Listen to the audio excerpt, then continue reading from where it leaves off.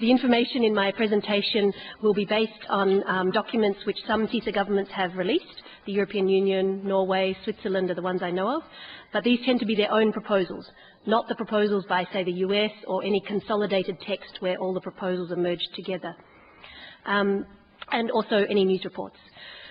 So, as Professor Kelsey said, there is a question about whether TISA will only apply to national governments or also to subnational, provincial and local or municipal governments. So she explained that in GATS, you can see here the services rules at the WTO, it actually has an exception, and this is the wording she told you about, where you only have to try to make your regional, your provincial governments and your local governments comply with the services rules, because actually it's quite hard. For example, under your constitution, there may be some things that provincial and local governments can do that the national government cannot tell them, you must do this. They are free to act in certain areas. Or they may be a different political party at the subnational level with different policies. So the national government commits them to do all kinds of things in TISA, but at the local level, they say, well, that's a different political party. I don't agree with that. So the question is, will they be strictly bound in TISA, all these subnational governments, or will they get this exception that we see is in GATS? And the EU proposal is also proposing the GATS exception, and you can see it here. But we know that the US, for example, does not have this GATS exception for subnational governments in their free trade agreements. And you can see it here for Peru. They have the same language at the top, but missing the exception here. There's a big hole, which means that the subnational governments are strictly bound. So if they don't comply, the national government gets sued under the TISA dispute settlement, loses, the whole country has to pay whatever the penalty is, until the subnational government, the local government, changes their laws, their regulations, their policies to comply with the TISA rules. So which one will end up in the TISA? Maybe the negotiators here can tell us if they've already decided. Is it the GATS exception, or is it the typical US style where all levels of government are strictly bound? And what might this mean in practice? Ellen Gould will talk about the domestic regulations disciplines in a minute, but just to give you one example there is licensing fees. We know from the equivalent negotiations at the World Trade Organization that there have been proposals to restrict the ability of governments to use licensing fees on services to raise money, to cross-subsidize, or to discourage unwanted services. And governments may want to do this, for example, because local governments in some of the TISA countries use licensing fees, say on bars or alcohol shops, to raise money for the local government, to pay for the lights in the street and the rubbish collection and healthcare. That is the case in one of the TISA countries. In other TISA countries, it's the national government who uses licensing fees or the provincial government. Some of the TISA countries use licensing fees to discourage things they don't want, like casinos, or to use the money from the casino annual licensing fee to pay for programs for addicted gamblers, or to cross-subsidize from private hospitals' licensing fees to healthcare for poor people. But we know from the WTO there are some TISA countries who don't like that. They want to restrict licensing fees to just being enough to cover the cost of printing the license, the piece of paper, and going and enforcing it. You cannot use it to raise revenue, cross-subsidize, discourage unwanted things. So will that be the case in TISA, and will it apply to all levels of government if you don't have this exception that is in GATS? Briefly on privatisation, Stefan Geiger will do more about this. Of course, we don't think that TISA will force you to privatise.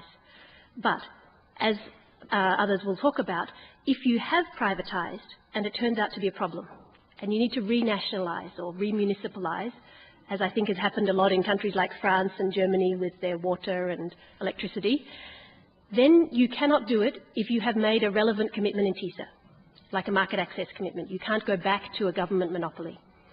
So Stephen Geiger will do more on the implications of that. If we talk about government procurement, what is this? This is the purchasing by governments of goods and services, but since TISA is about services, we assume it's only about services. And the purchasing by governments of goods and services can be as much as 25% of your gross domestic product. It's a big purchasing part. Now, of course, not all of that is services. Some is buying products like photocopy paper for the ministry. And if you, so under the WTO rule, if you haven't made commitments to open your government procurement, it means you can direct it to locals. So, for example, in Brazil, they decided to buy the furniture for schools from a particular region, and they provided 10% of the jobs in that region. You can use it to stimulate local jobs in a recession, so that there is local employment who spend money in the local economy, and you get out of the recession faster.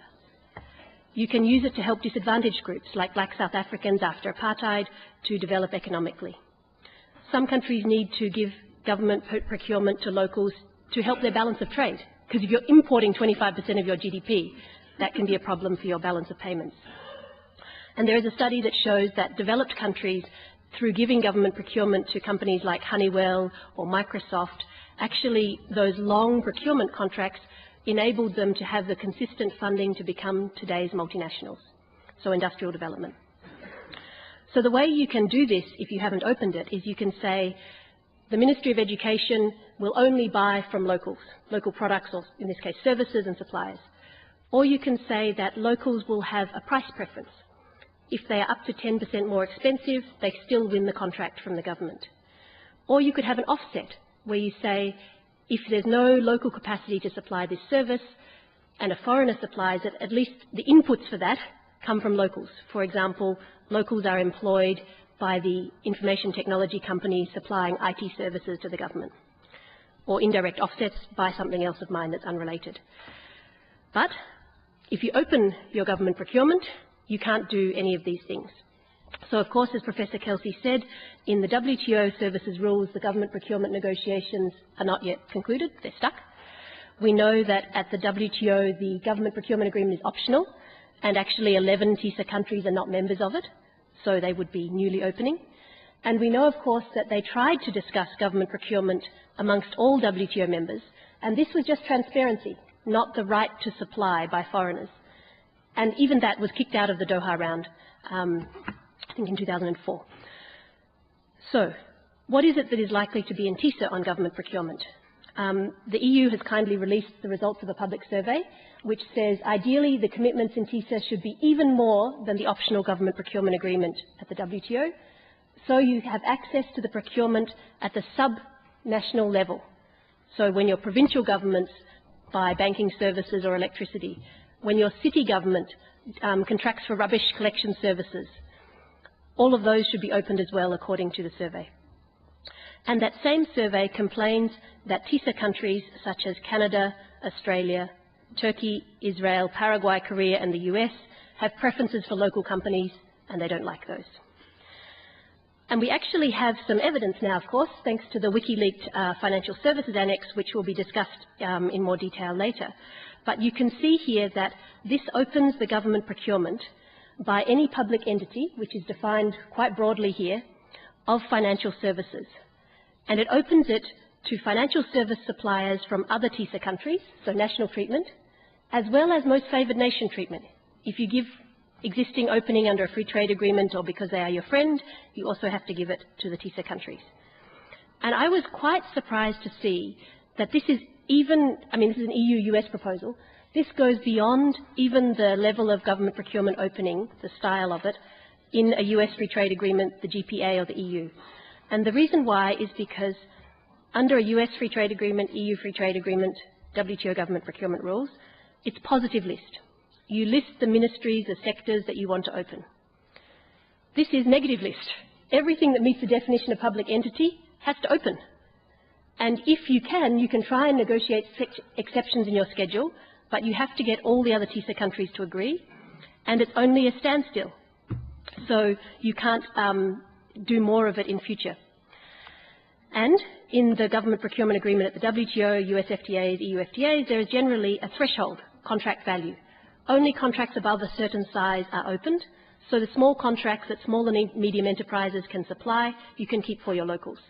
In recent US free trade agreements, that's been about $200,000 US and above for contracts, except for construction services like building a highway, because that takes a lot of money, and there the threshold is $7.4 million US. So only contracts worth more than that are opened in a US free trade agreement. But here there is no threshold. Every single contract in this sector, even the $1 contracts, are opened. to financial services suppliers from other TISA countries and on an MFN basis. So I found that quite extreme in that it goes beyond existing agreements, and quite surprising to see that is the proposal.